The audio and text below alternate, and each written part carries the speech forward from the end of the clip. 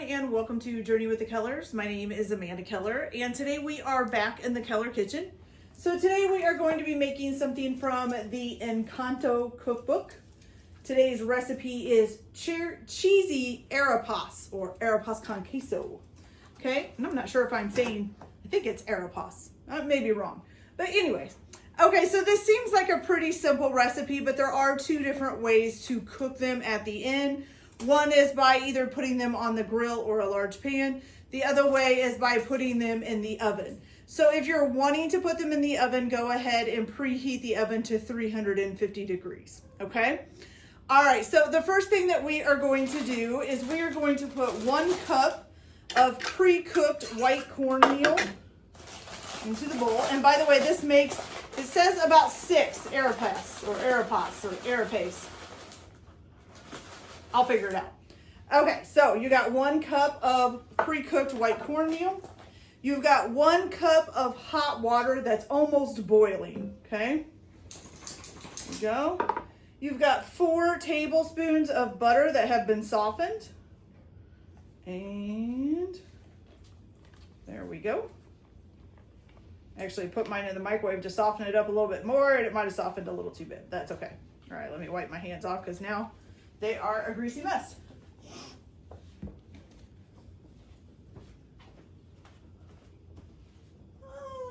Sorry about that, guys.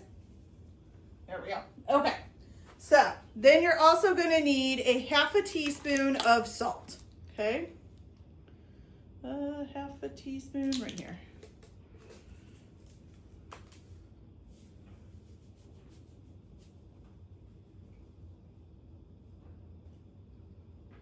All right, half a teaspoon of salt. Okay, now you are going to use a fork and mix this up really well.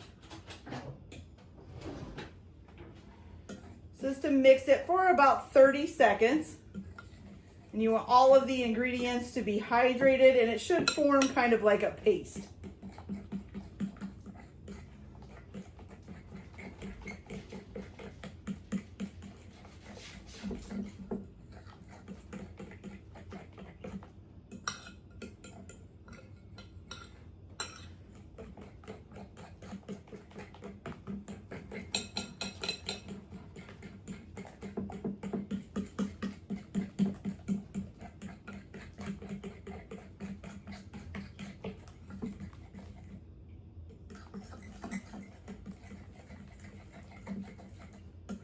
It's not really forming a paste, if you ask me. It's still pretty liquidy. Let's hope it does it here in a little bit. I mean, it's kind of pasty, but it's kind of just milky. All right, but we'll see what it does. All right, so it says now to put a lid on this and let it rest for 5 minutes, okay? So I'm gonna go ahead and cover it, let it sit for 5 minutes, and then I will be back in just a minute, and we'll see if it actually kind of got pasty. Not so sure, but I'll be back. Okay, you guys, so I did have to add a little bit more cornmeal to kind of make it look like a dough. I'm hoping that that's enough. It's still pretty runny, but we are going to put some down on the table to work with it, and if I need to add more, I will. So I'm just gonna spread some out on my work surface, and then you're supposed to take this and dump it on here. Like I said, it's still pretty liquidy.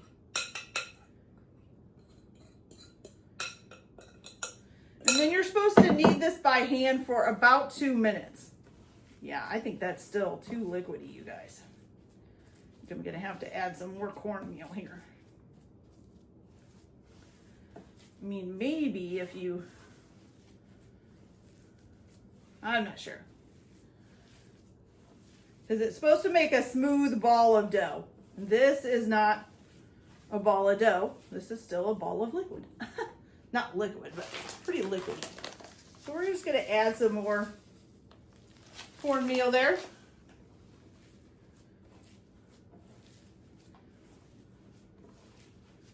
See if we can't get it to be basically a ball of dough. Sorry, I've got a hair going into my mouth. Ugh. Hate that when that happens. There we go. Okay.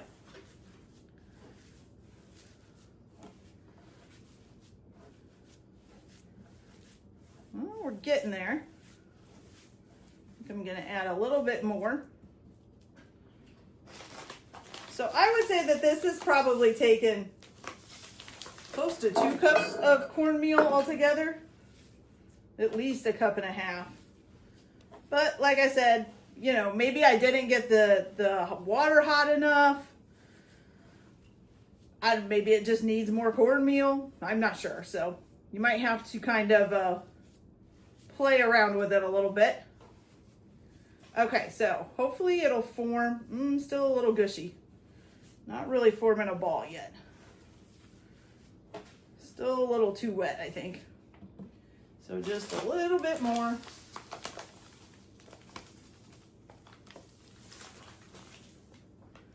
And let's do this again.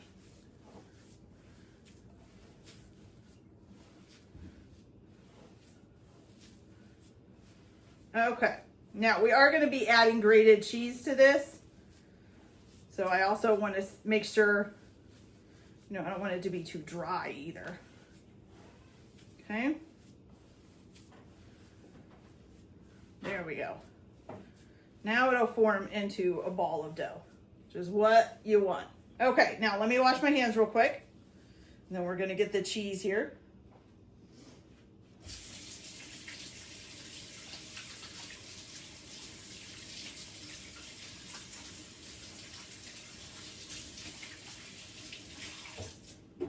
And also, just as a note on here, you can make this recipe dairy-free and vegan as long as you take out the cheese and the butter, okay?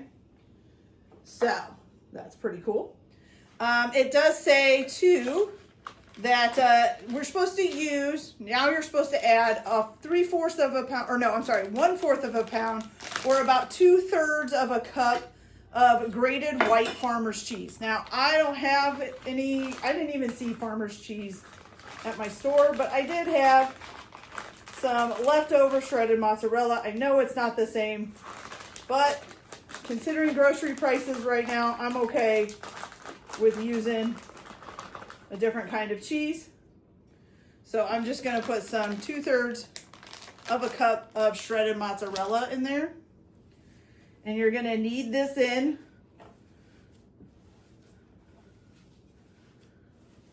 Get it all mixed in there. You guys hear my cats meowing? Because some of them are eating still and the others want their food. Too bad. All right, so we're gonna knead this all together. Make sure you got the cheese spread out throughout. I think it's pretty much mixed in good there. Okay. Now, no, Jack. No, I'm sorry. No. You are the piggy pig. You don't need no more. Okay, so. All right, so now, once you've got that pretty good and mixed in, you've kneaded it for just a little bit, you're gonna go ahead and divide this into 6 small balls. So what I'm gonna do first is try to make it like an even kind of a log here. As even as I can get it anyways. Don't want it to go down on one side. I want it all to be about even. Well, looks pretty good. Okay, now I'm gonna take a knife. And then I'm gonna say, slice it in half, and then slice those halves into thirds. So that will give me 6. Yes. Okay. Now, let me get this out of the way. Then you're going to have, now I'm going to do mine in the oven. If you're going to do yours in a, you know, on the stove, couldn't think of what it was called, then you're just going to do this part. You're going to form 6 balls. And you can just set them on a piece of parchment paper if you're going to do them on the stove. You don't have to put them on a pan. Just put them on a piece of parchment paper. Okay.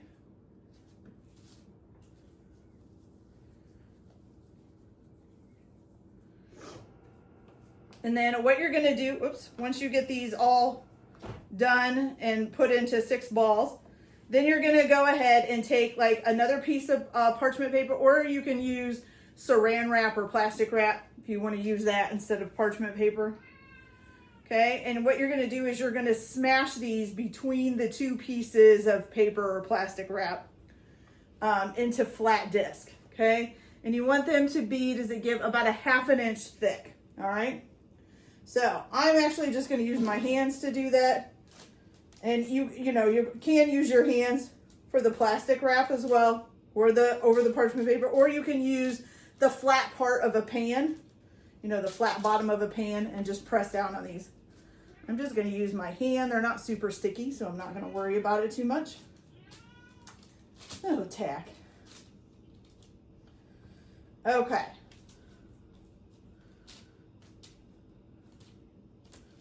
Almost got it done here. Okay, so there we go. Some flat, little, about 1/2 inch thick disc. Okay, flatten them out just a little more.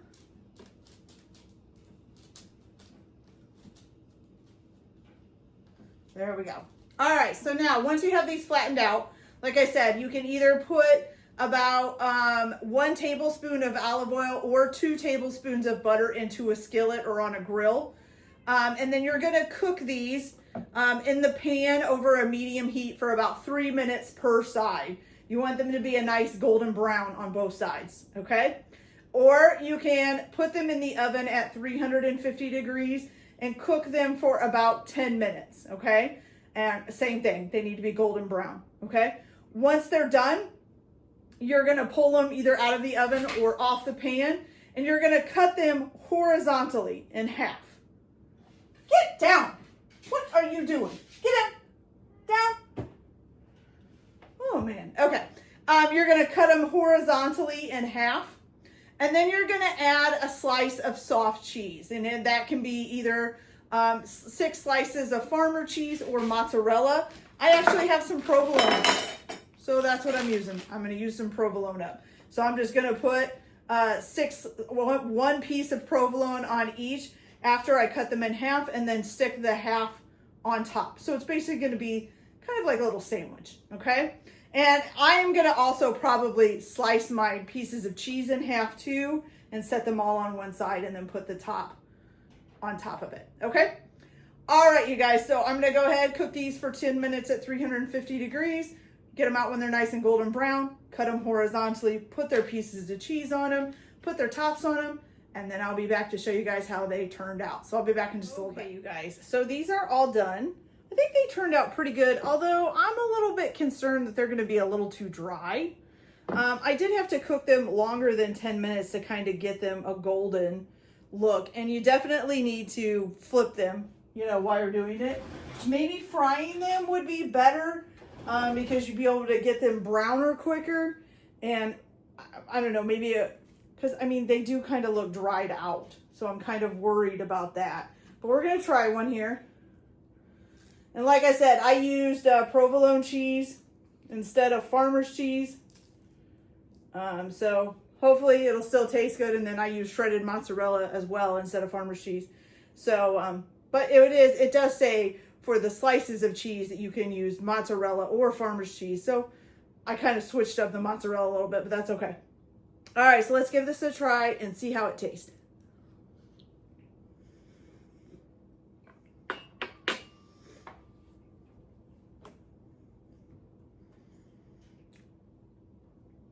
Okay.